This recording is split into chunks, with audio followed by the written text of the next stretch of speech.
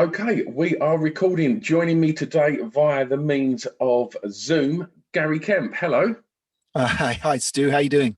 I'm all right. I'm all right. Thank you, On the mate. other end of a podcast this time. Yeah, let's talk about that before we do anything else. So, how did you find yourself in the realms of podcasting? Well, the story I tell is that, Guy Pratt and I, who, Guy plays bass in Nick Ronson's. God, let me start again. Told you I just come from the gym. Let's start again. Oh, brilliant. That was me saying what the Hooper wanted to put Mick Ronson in your head. Yeah. Right, okay, start again. Okay, we are recording. Joining me today via the means of Zoom, Gary Kemp. Good morning. Morning, Stu. How are you? I'm all right, thank you. I'm all right. So I'm talking not only to a songwriter, which is always a joy on this podcast, but I'm talking to a fellow music podcaster as well. So before we get on to anything else, how did that come about, Gary? Well, Guy Pratt and I mean, I've told this story before, but it is true. We think we're the funniest guys on earth, So touring with Nick Mason, Sauce Full of Secrets, we're the funniest guys on the bus, always cracking jokes with each other. In the old days, someone would have said, get a room. Now they just say, get a podcast. So we did. We interview we sort of started off gently before lockdown, put a few in the bag. With Nick Mason was the first. And then as lockdown happened, we found it was easier to get a hold of people over Zoom. And it's been great. We're fanboys in the end. We're fans of all music. As you might tell from this list I've made up for you. Let me open the door to my dog who's growling to get out. There he goes. It's real life, isn't it, on Zoom? Absolutely, absolutely. Is we're fanboys. We love music. My collection is, you'll see today is hugely eclectic. I grew up in the 70s, bouncing around between all kinds of music. I'd have Bowie, obviously, and Mark Bolan, and I'd have Rory Gallagher, I'd have Stevie Marriott, I'd have Genesis, I'd have Yes, I'd have Groundhogs. Well, maybe not Groundhogs, and so all of this is all stuff grist for the mill for a podcaster like myself, talking to all different genres, if you like, within rock music, and I'm loving it. It's great. It's just really great to have people on and talk to them about their lives and music. Absolutely, and I don't know if it's been the case for you, but certainly for me during lockdown, it's been a real nice opportunity to connect with people, and because that's obviously one of the fundamentals that we've been starved of over the last sort of year, is that kind of being able to hang out with people. And yes, at first for me it felt strange over Zoom, but getting to speak to creatives and talking about their journeys and how they put things together fires me up, and it's been a real lifeline, I think, to kind of keep my head where I want it to be throughout this whole sort of last year. So with that in mind, before we start talking about your song choices, Gary, how have you found the last sort of 12 months? I mean, for the listener, we're recording this at the tail end of April 21. Have you found it both as a husband and a father, and also as a creative?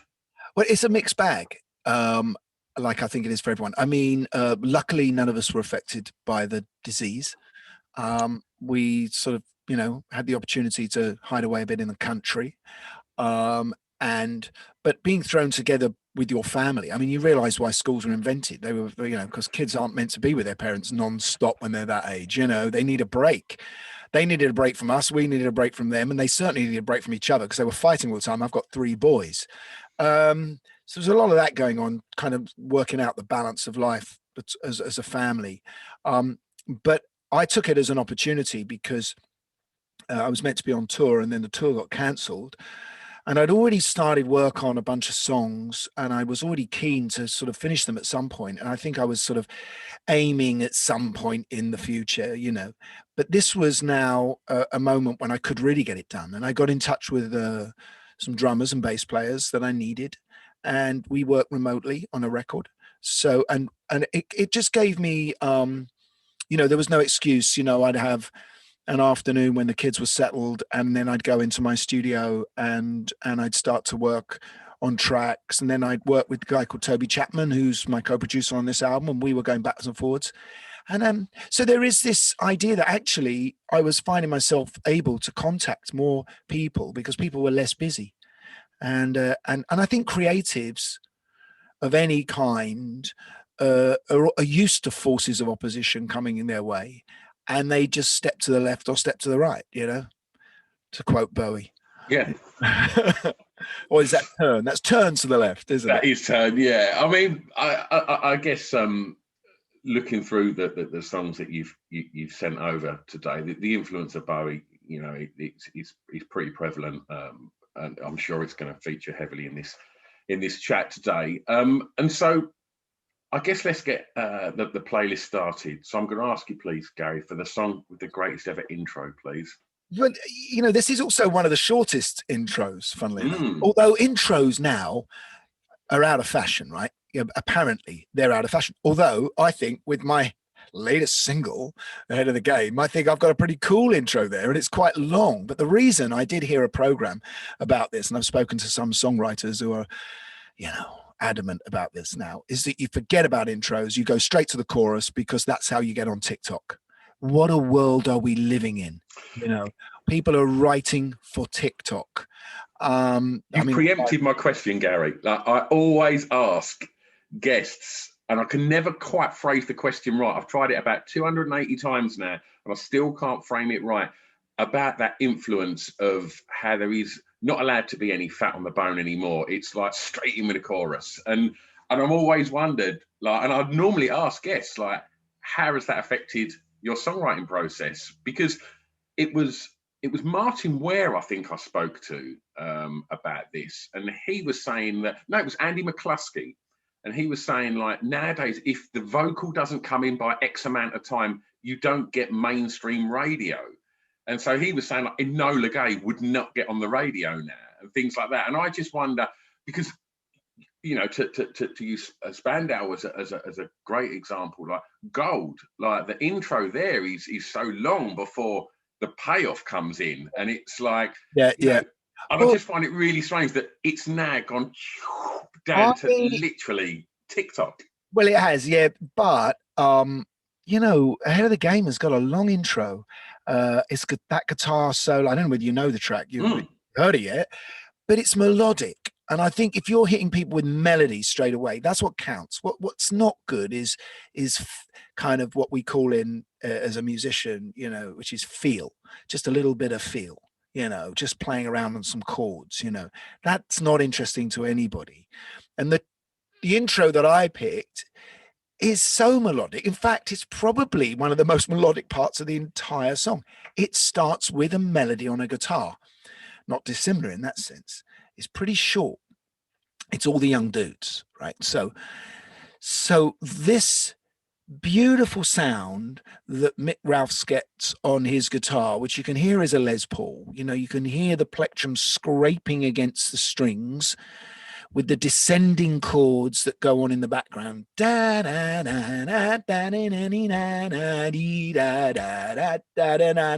the bend, and a bit more, and you're into the song. Yeah. And there's it's been described as the chimes of youth, which I love, right? Because it is bell-like. Yeah. It's like a heraldic moment of welcoming the gladiators into the arena. You know, you can imagine the heralds coming out with their trumpets and doing this. In actual fact, it's really Bachian.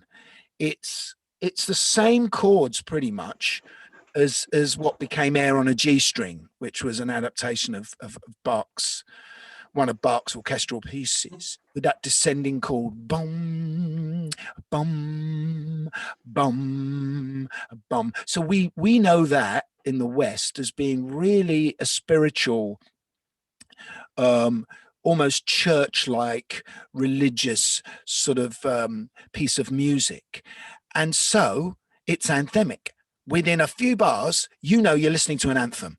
and this is an anthem of youth.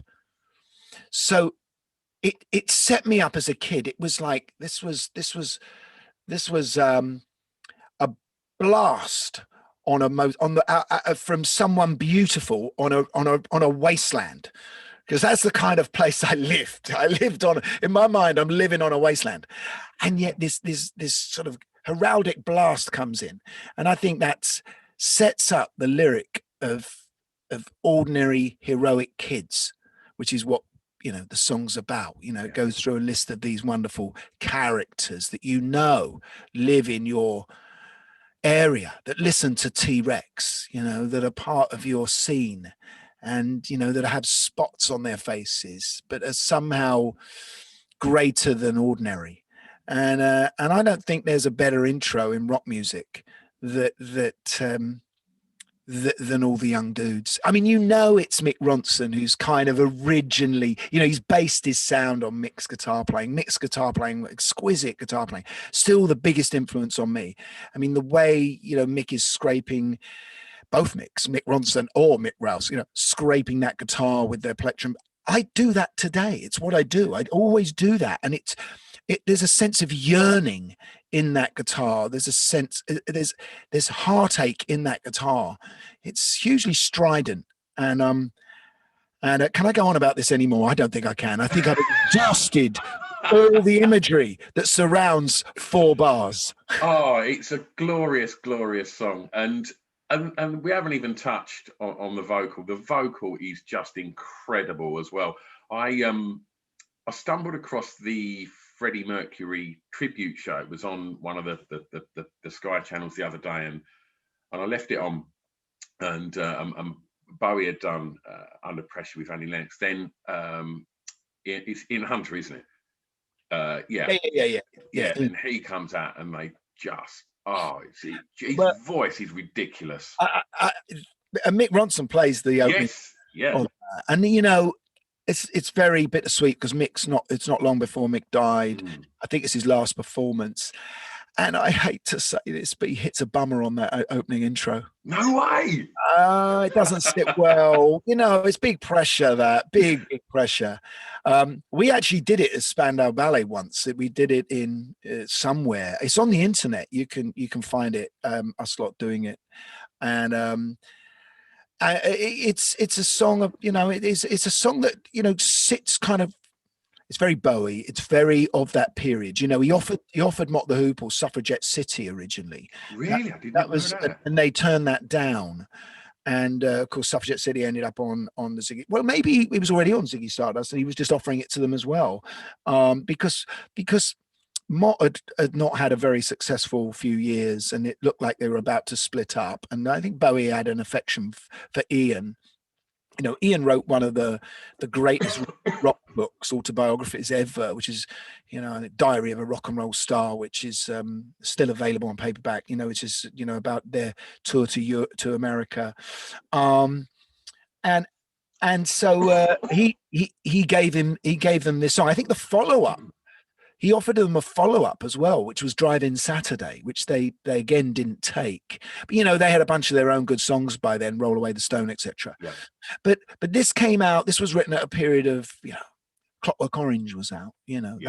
So that whole Droogs and stuff and all of those, sense. The imagery in this song is all about housing estates and the various characters that are living inside the housing estates and not all good things. The opening line, is a guy considering suicide. Yeah. Get that on the radio today. People talk about how everyone's so much more open. Actually, it's much harder to get tracks played now. People are very much more sensitive now. Yeah, sure. So, but no, I had a brief sort of. I think Ian had a decadence in his voice that Bowie liked, and I don't know which came first. I think there was an element of. I think both of them were probably interested in the East Coast, what was going on over there in New York and Factory and all of that sort of stuff. Hoople never really matched this one after that. I don't think. Roll Away the Stone was good, and on Lucci Boogie, But anyway, you know, I'd take that intro with me. You know, if that was the last piece of music I ever heard, you know, that it may well be that intro. I saw them play live about 10 years ago at the O2, and they got back together. And you know, it's not the easiest guitar player to play that, funnily enough. And I think, and Mick Rouse didn't. I think he had a bit of a sloppy job on that night, because you know it so well, it's got to be done so perfectly, and if it isn't, you kind of get upset about it because it's gone in a second. Well, I'm going to ask you for track 2, Gary. I'm going to take you back now and ask you for the first song you remember hearing that had an emotional impact on you, please. Well, you know, it depends what you mean by an emotional impact, of course. So I was talking about this the other day, actually, to my brother. The first song I ever got a kiss to, which isn't really an emotional impact, but it was certainly, you know, special. It's impactful.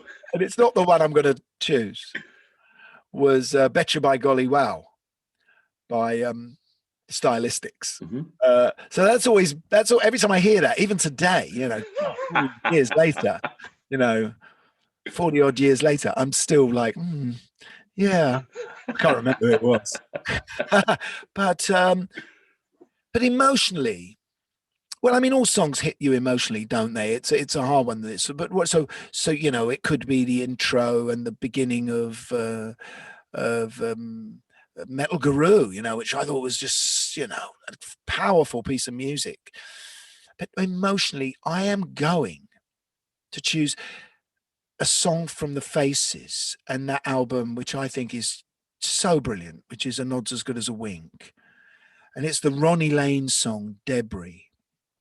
And the reason I choose that is, I mean, I bought that album very early on. It was one of the first albums I ever bought. And I bought albums in 2 different ways. I worked as a greengrocer on a Saturday, and I did some evenings as well. Just around the corner from where I lived, you know, I'd go and help out the greengrocer there. So, you know, I'd get a few shillings and whatever it was then. I think new money was in, and that I could save up to buy records. I'd also beg my mum.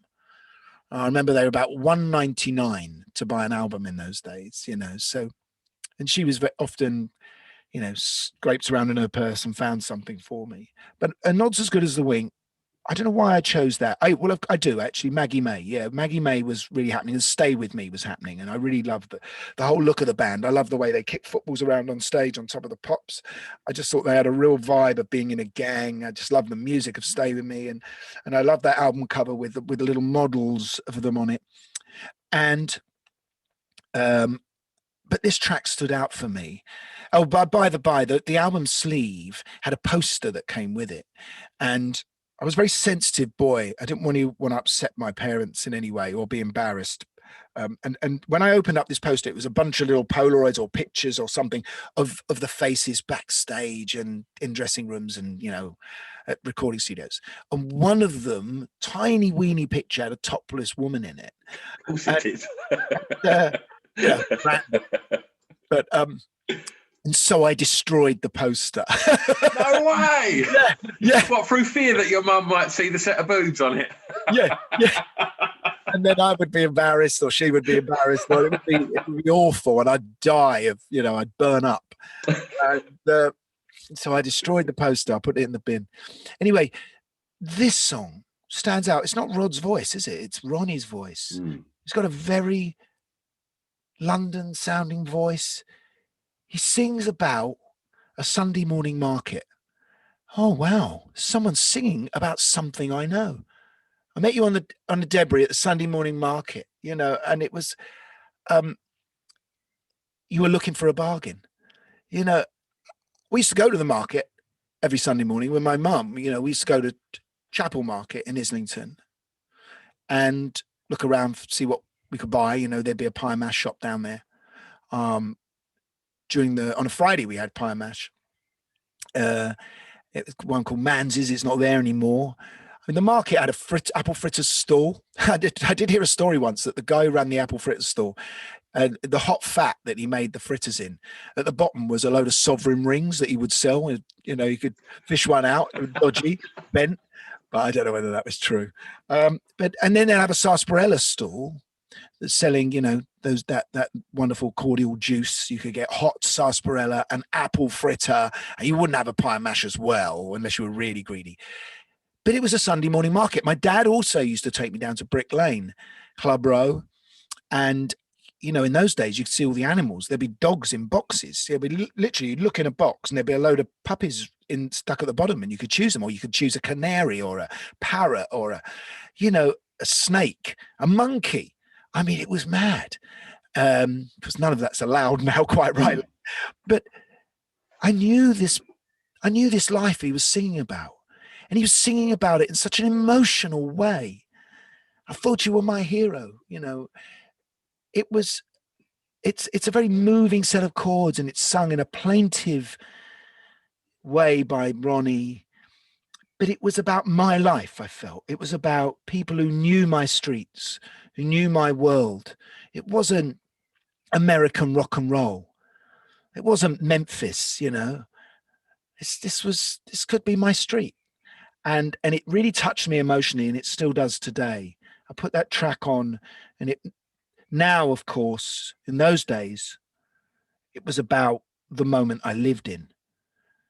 Now it's nostalgic, now it's about my, in my head, it's my mum. I can picture her in a long coat with the holes in her pockets that she always had. I knew it had holes in her pockets because I looked in her coat pocket one day when it was hanging up. I think I was probably looking for some pennies to go and buy some sweets, and there were holes in both sides, and we were quite poor. I remember seeing my mum cry once because she couldn't afford to buy me a pair of shoes, and they'd got too small for me. So I think that this song has a lot of resonance with my own life, but set in but with wonderful players, and it stands out on this album. You listen to this album, which is great rock and roll, very kind of American slide guitars, bottlenecks, and then suddenly this London piece of London reportage. There you go. I'm going to stay in the formative years. Sorry, mate. I do talk a lot. I'm really apologising now. It's beautiful to like. I always like to ask guests, like, if they shut their eyes and heard that song now, what would they picture? And you've done it perfectly. Right. So it's you're a podcast. You're making my job very easy today, Gary. This is lovely. For track 3, remaining in those formative years, a song that reminds you of your time at school, please. Wow. I mean, I could have picked so many because, people used to walk around in what we call the quad, right? Which is, I better describe what school I went to. So I went to a school called Dame Alice Owens, and it was in Islington. It had been in Islington since 1613. Right. So it was set up by this woman for poorer kids, and it became a grammar school.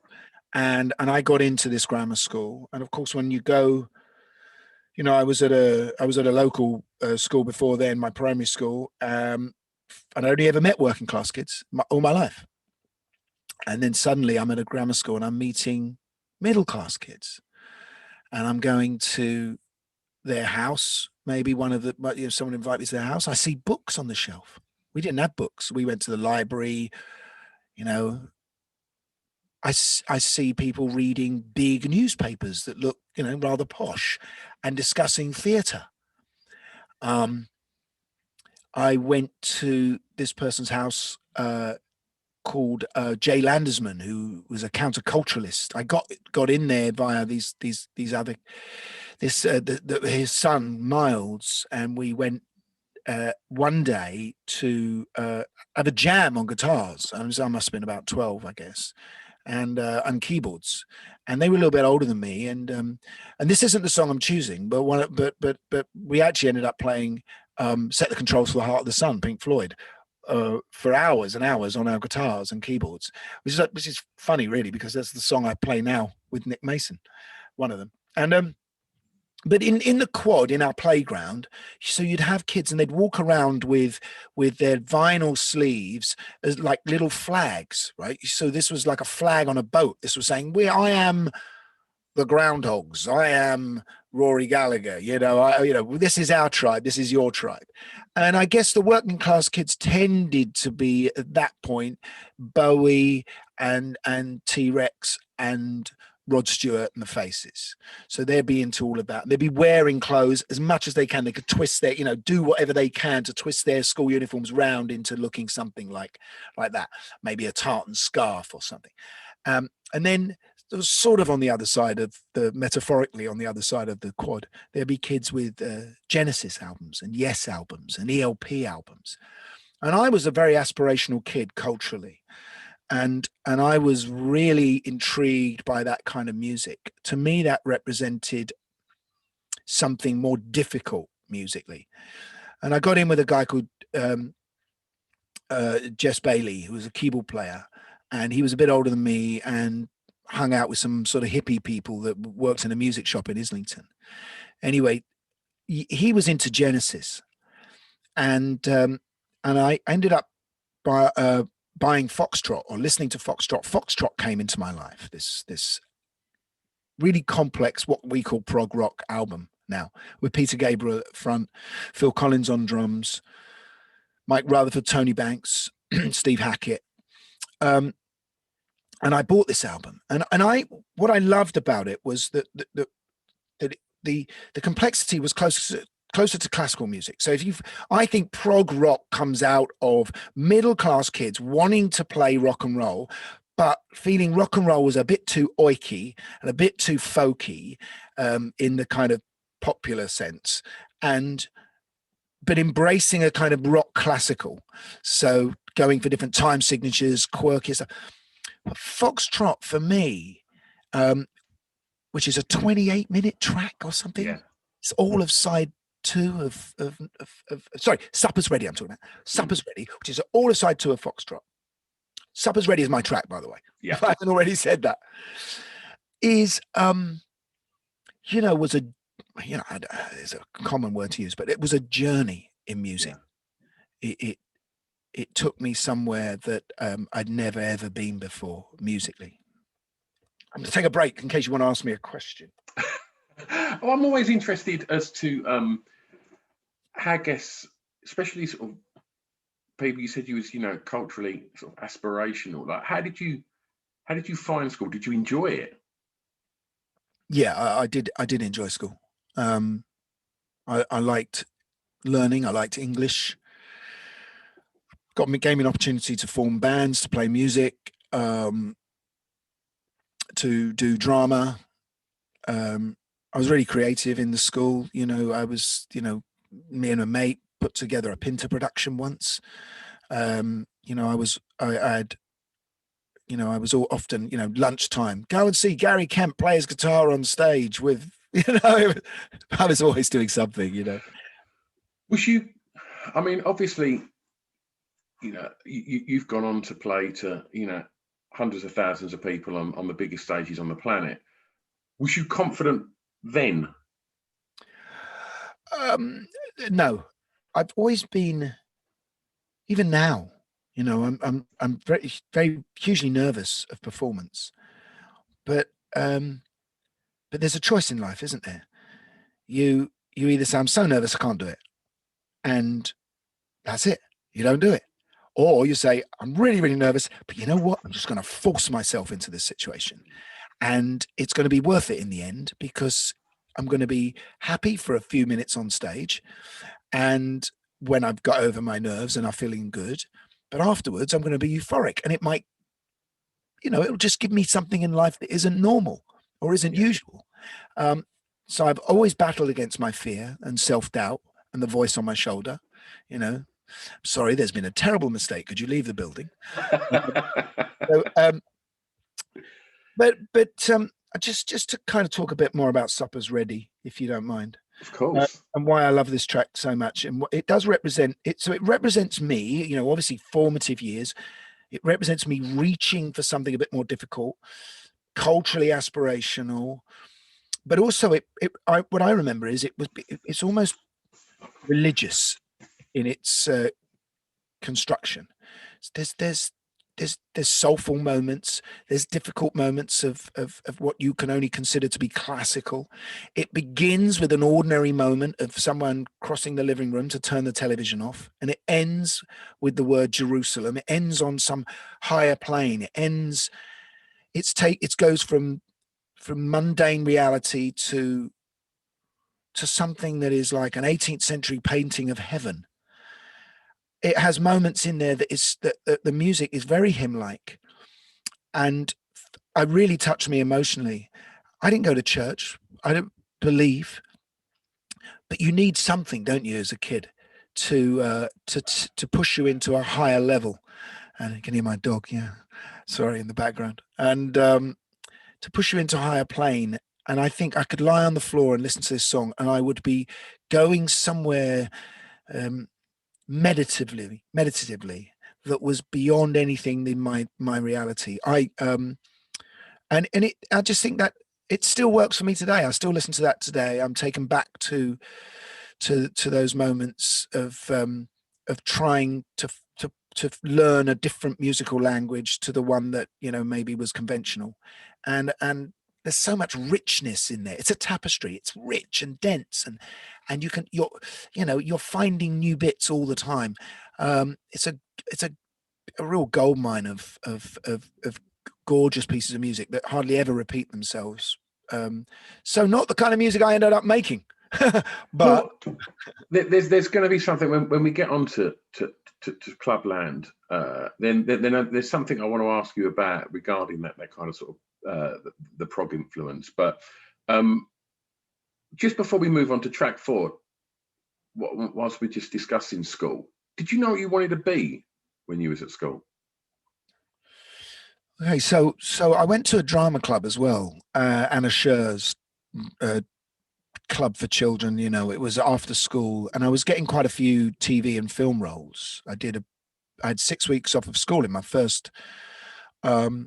The first time I went to my senior school, I immediately took 6 weeks off to shoot a film, which was for Saturday Morning Pictures for the Children's Film Foundation, and I had the lead in that. And it was the 21st anniversary of the Children's Film Foundation. It got a royal premiere, and the Duchess of Kent turned up, and Film 72 turned up to interview me. Right, so I'm on Film 72 in this is in 1972, and they said, "Do you want to be an actor when you grow up?" And I said, "No, I want to be a journalist." And I said that because my dad, who was a printer, had always said if he didn't have to leave school at 15 to help his mum and dad out and become a printer, he would have loved to have been a journalist. And I felt I was sort of saying it because that's what he wanted to be. So it was my right to try and do that. But and then acting never really came into my mind. I was really into music. And at 16, I went to Anna and I said, I don't want to do any more acting now, because if I do, I need to concentrate on music. That's what I need to do now. And so I wanted to be a musician really early on. I wanted to be in a band professionally from about 1976, probably when I saw the Sex Pistols, around that whole period. And we first started forming Spandau Ballet. That was it, you know, and I sort of threw my A levels away because, you know, I remember my economics teacher saying, you know, you've got to have something to fall back on. You're not going to be a famous pop star. And then my brother, who was working in a factory as a printer, because he left school with like 1 O level, and then when he left to sort of concentrate on Spandau Ballet, before we were signed, before we were even called Spandau Ballet, my dad actually wrote a letter to his boss saying, "My son wants to leave to be a pop star." Oh, wonderful. Yes, I knew I wanted to be in music for a long time. Yeah. Okay. Well, the last one, I guess, from the sort of the early years, Gary, I'm going to ask you for the first song you remember buying from a record shop, please. Oh, yeah. Well, that's easy, right? Because it was Ape Man by the Kinks. So how this happened was, you know, my brother and I both worked in this greengrocers, so we did have money. We did a paper round as well. I think it was, you know, my dad was really big on us working on Saturdays and giving a third of the money we earned to my mum for our housekeeping. So I remember earning £1.50 and giving 50p to my mum. And I think it was quite, you know, hey, my kids don't work on a Saturday. But I think my dad had an ethic that he wanted to try and instill in me. And anyway, we'd saved up a bit of money to buy a record, and it wasn't like, I think we'd watched a few Top of the Pops, maybe. I don't remember. This is definitely pre-T-Rex. This is definitely before I fell in love with with Mark. And I remember just going.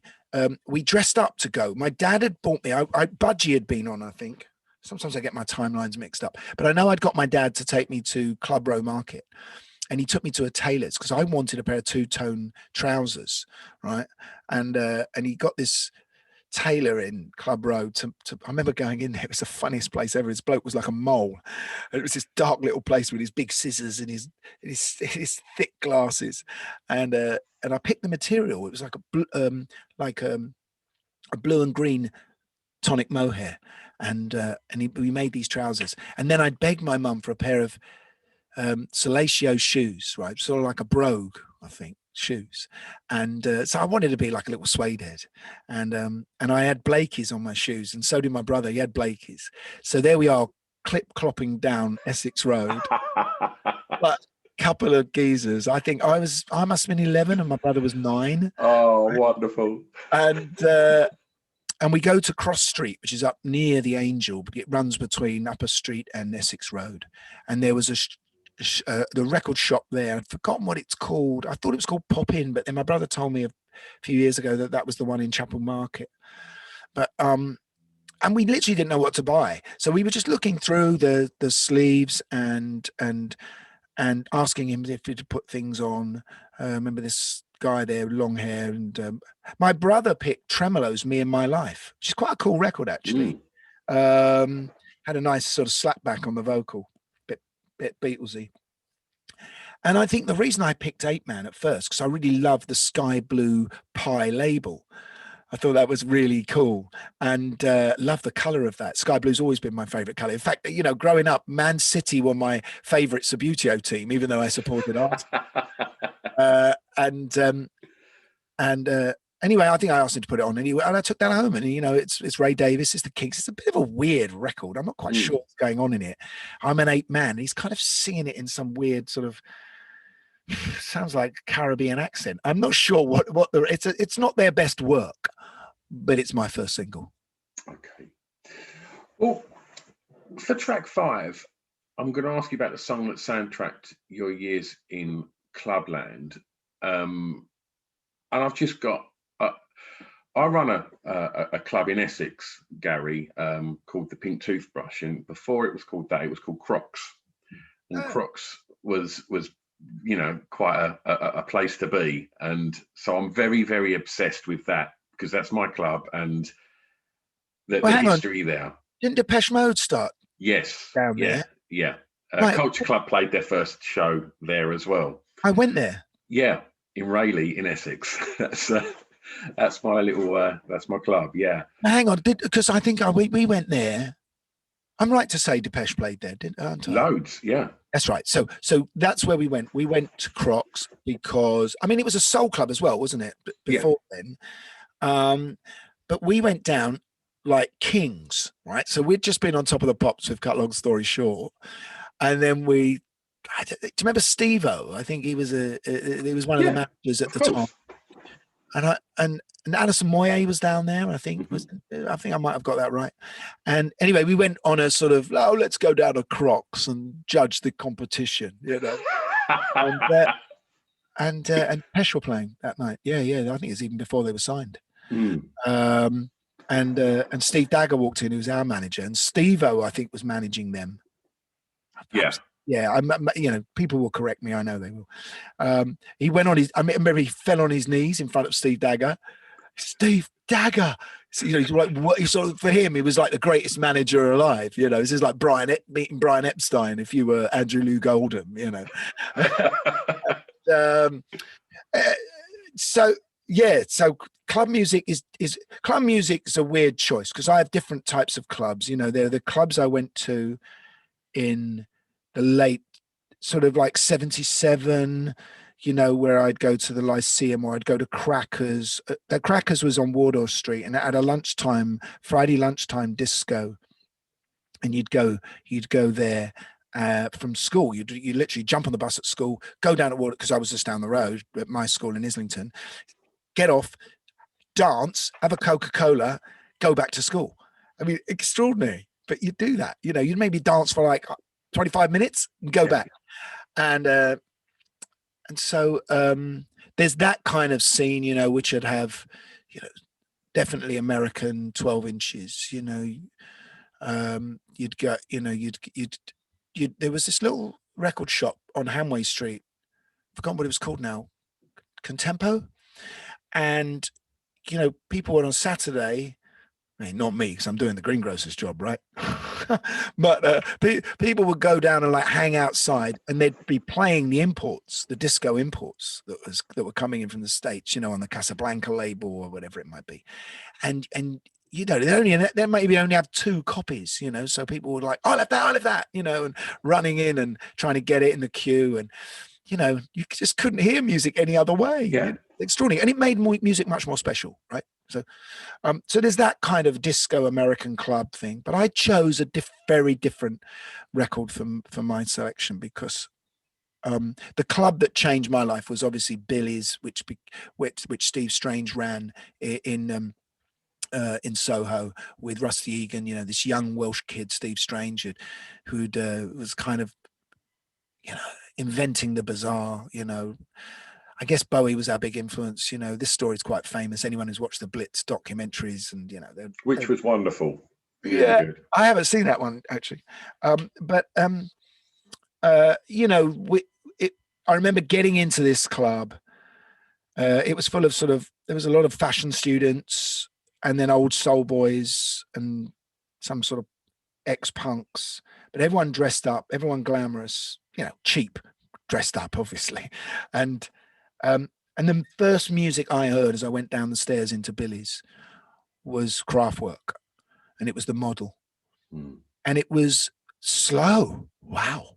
People can't dance to this, I was used to 110 BPM or something. Yeah. And I saw these 2 guys dancing together, androgynous looking guys, holding hands, doing this kind of slow motion jive thing, pulling them to one side, pulling them to the other side, spinning around. And it was exotic. It was so good. It was almost akin to that moment when I saw Bowie do Starman on Top of the Pops. This was a life-changing event. Everyone looking, it was kind of had that sort of Weimar Republic thing. Cabaret was a big movie at the time. And but this electronic pulse, and lyrically, she's a model and she's looking good. This is what we all wanted to be. It was in praise of posturing. And of course, everyone knows, I mean, I was always sort of cross with the NME and Melody Maker, because they were in complete denial of the whole soul boy movement that had happened in the 70s, because to them it was too aspirational. Working class kids spending all their money on clothes, not being political. This isn't right. So the only black music that they would get into was reggae, because that was cool, because that was political, and it was kind of black hippies. That's cool. But black soul boys, there was never a mention of those in any of the music press. So I liked all these kids who were making the most of their lives, trying to be theatrical, larger than life, and the song that's always forever for me represents that moment in my time is Kraftwerk's The Model. And I mean, so much of that early music that was coming out of Blitz, and that was obviously as a synthesizer music was evolving rapidly. Could you hear, just referencing back to the prog stuff, could you hear the kind of synth influences from some of that prog stuff? Could you hear that in what was happening there? Yeah, I suppose so. You're right, because there's like, I mean, you can't really compare it, but ELP and Yes, and these bands were using, and even the synthesizer had really permeated everywhere. I mean, Stevie Wonder was using the synthesizer a lot.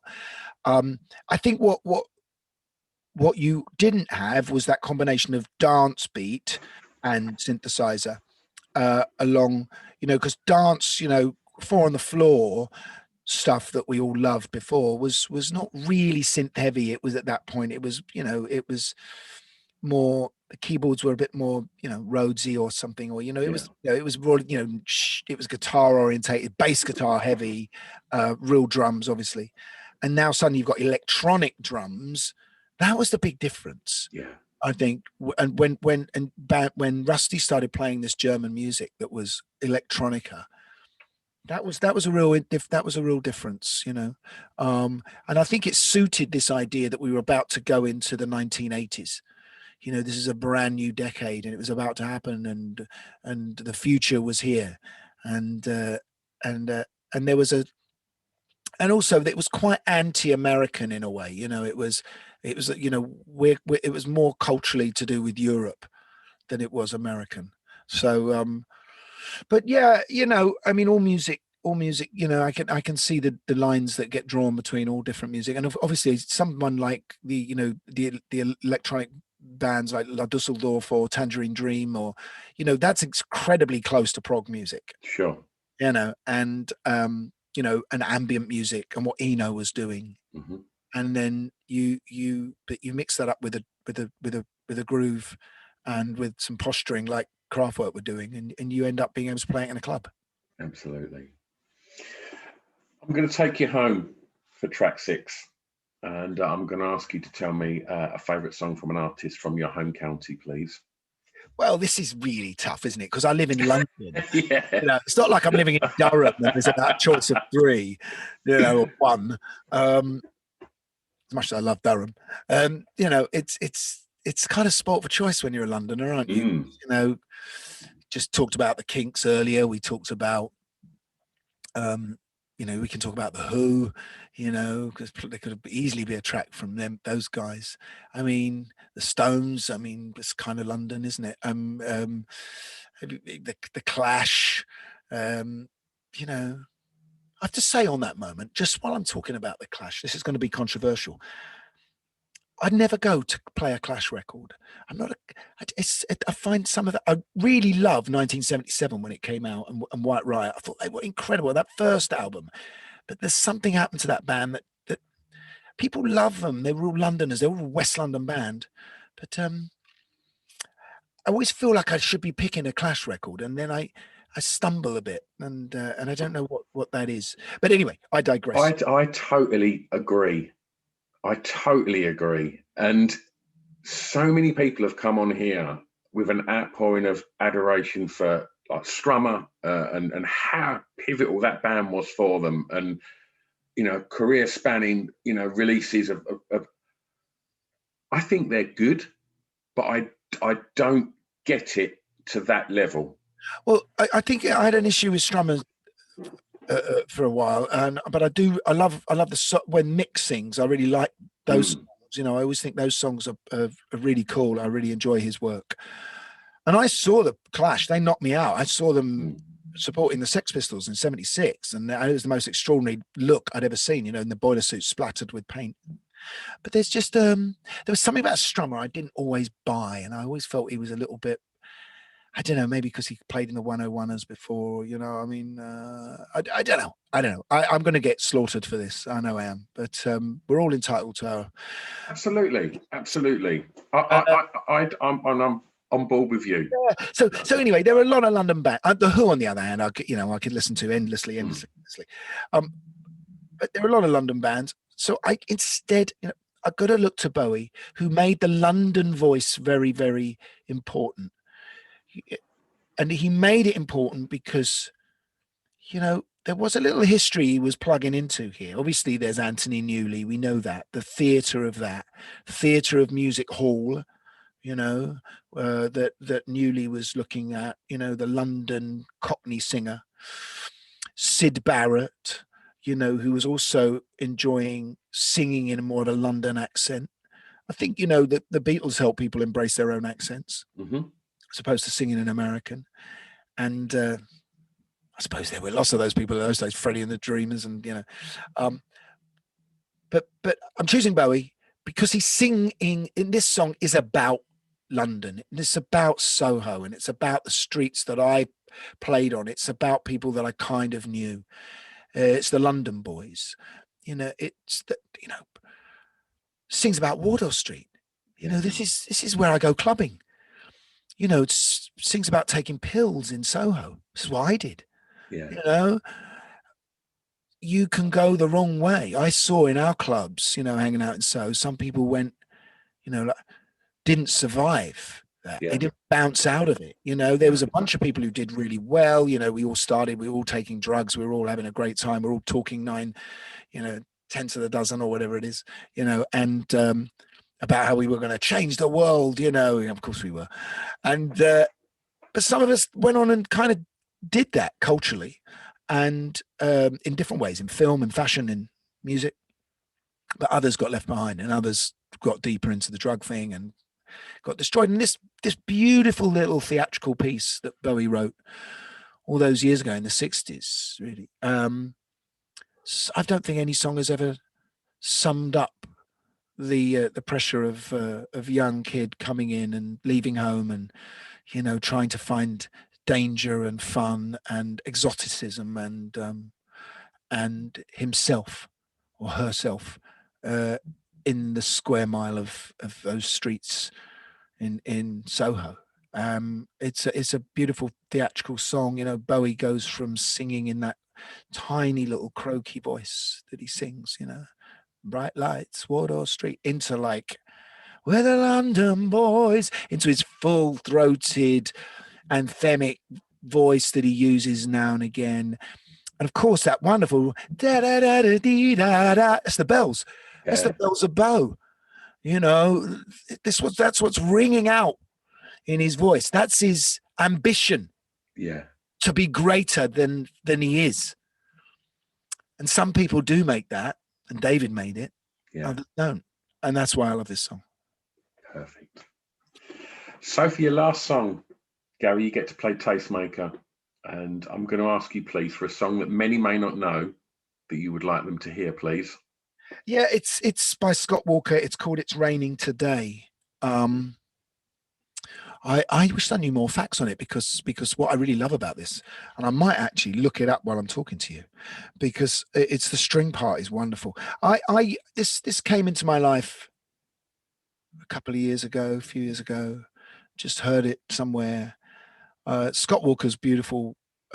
He's sort of, you know, he's slightly acquired taste. You know, he has that. You know, he's a massive influence on Bowie. You know, in that sort of voice that he has, that baritone voice, and his storytelling. I mean, he started off doing really theatrical songs that were, you know, great, you know, bizarre tales of life that he would sing about with orchestration behind him. And I found him a big influence on a couple of things I was doing on my new record. There's a track on the album in solo called In Solo, and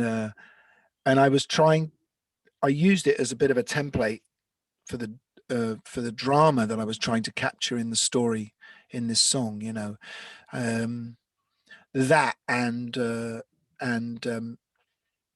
Richard Harris's MacArthur Park. Yeah. You know, you don't get many of those sort of songs around in pop music, and Scott Walker has a lot. You know, Yeah. let me see. I'm going to look this up, and I'm going to see who did this string arrangement, because the string arrangement is so beautiful, and the reason it's so beautiful is because it's sort of every note you can imagine in the solar system is being played by one of these string players at the same time. It's rain. He's made rain out of the orchestra, and it's a rain curtain that is just covering up the background of it's almost, if you're looking at Scott on a proscenium arch stage, I see this string section as being an entire curtain that's hanging behind him. You see, I start to look up It's Raining, and I get It's Raining Men, and that's not the track I was looking for, is it? And I just want to know who did that string arrangement, and I hope you don't mind me looking for this. Not at all. So it's on, if I'm not mistaken, it's on Scott 3, isn't it? Yeah, it's like with the one with the eye on the front, and himself reflected in the eye. And they call it Baroque pop. Wonderful. And that's kind of sums it up. Baroque and roll. and I've never quite seen. He slips genres. You see, this is the thing with Scott Walker. He's you know, he's a bit like Anthony Newley, but a bit more interesting in a way. You know, a bit more edgy. You know, and the Walker Brothers. I think they did an album. Sometime in the early 80s called Night Flight. And I think Eno then goes on to say that he thinks it's one of the greatest albums ever made. And it's quite an obscure little album. It's a bit more electronica involved in it. So the strings were arranged by Wally Stott. Oh no, yes, Wally Stott, who died in 2009. English composer and conductor who became a familiar household name to BBC radio listeners in the 1950s. That can't. Oh, I see. Wally Stott became Angela Morley. That can't be right. You're going to have to edit this, aren't you, mate? That's fine. I'm loving the journey. Yeah, I think this is more interesting than we think it is. Yes, I see. So Angela Morley was born under the name of Walter Wally Stott. Wow. Well, there we are. There's a whole story in there that's greater than the song, and I'm going to explore that when we sign off. So we've done prog, we've done punk, we've done electronica, we've done you know, that early kind of new wave sound, Baroque and roll. How do we fit yacht rock into this thing, Gary? I know I shouldn't have said this. This is my latest record. That is this one track on the album, which has a kind of, you know, I said it's a homage to yacht rock. Use the word homage, and then you kind of get away with it rather than just saying it's yacht rock. I suppose it's acts like, for me, yacht rock is the good bits of yacht rock are people like, you know, Steely Dan or Todd Rundgren, right? So, you know, there's a few other bands out there that fit into that, but it's a kind of euphoria, a euphoric melody, chord sequences, style of rhythm that is very uplifting. And Joyous. I mean, do you remember that song, "Baby Come Back"? Who is that by now? I can't think now, just for a second.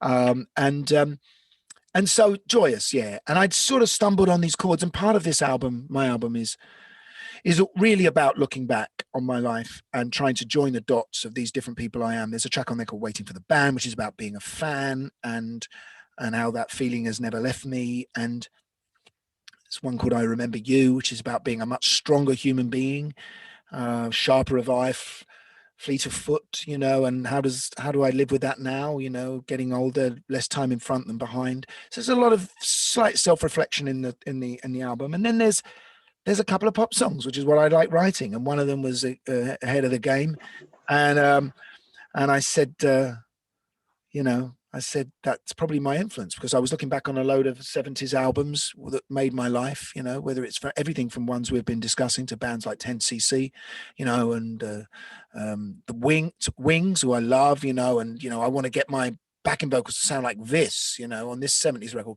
So I just wanted to be able to make references as I listen back to my album and think that represents me growing up, you know, and the tastes that I had then. And so along came Out of the Game, and I it's kind of yachty. And the album's out June the 18th, is that right? Yeah, you can pre-order now, as you do nowadays, and I'm really proud of it. You know, I did most of it in lockdown, but it's got some great players on there. Guy Pratt plays on there, Richard Jones from The Feeling, Roger Taylor from Queen, Ash Sohn, who plays on loads of, you know, Robbie and Adele tracks. My brother plays a bit of bass on Waiting for the Band, and Toby Chapman and I do keyboards and I play guitar. It's some of the song. It's lyric, really. It's an album I wrote lyric first, pretty much, and then built the music around it. And it's. Have you always done that? No, I only do it when I'm writing for myself. I think writing for Spandau, I did it once. I did it on Through the Barricades, but I just felt this album I was drawn to by writing lyrics, trying to solve some problems that I had, some thoughts that were concerning me, some issues, getting into and and I try and put that down into verse, and then there's a song on there called "Rumor of You," and I had 3 tunes for it before I chose the one that's finally on the album, and that's how it was kind of working for me. This record. It's saying that I can't help but try and write hooks, so it's not like it isn't a guy talking about his life ending, leaning over an acoustic guitar. Yeah, it's quite uplifting as well. And there you go. Wonderful. So if people want to find out about everything that's happening in the world of Gary Kemp, where's the best place to keep up to speed with you? Just GaryKemp.com or my Instagram. This is the place. I occasionally go on Twitter and put something up, but I pretty much hate Twitter because it's just the most depressing place in the world to be. It's a pretty bleak place. Remember that Monty Python thing? Is this the right room for an argument? Do you remember that? Right. So, so Insta or GaryKemp.com. Wonderful, Gary. It's been an absolute joy listening to you talk today. It's like you've made my job so easy. It was the way you described the songs was beautiful, and I can't thank you enough. We both love music. That's why we're here. Absolutely. Thanks ever so much, Gary. Cheers, mate. All the best, mate. Cheers.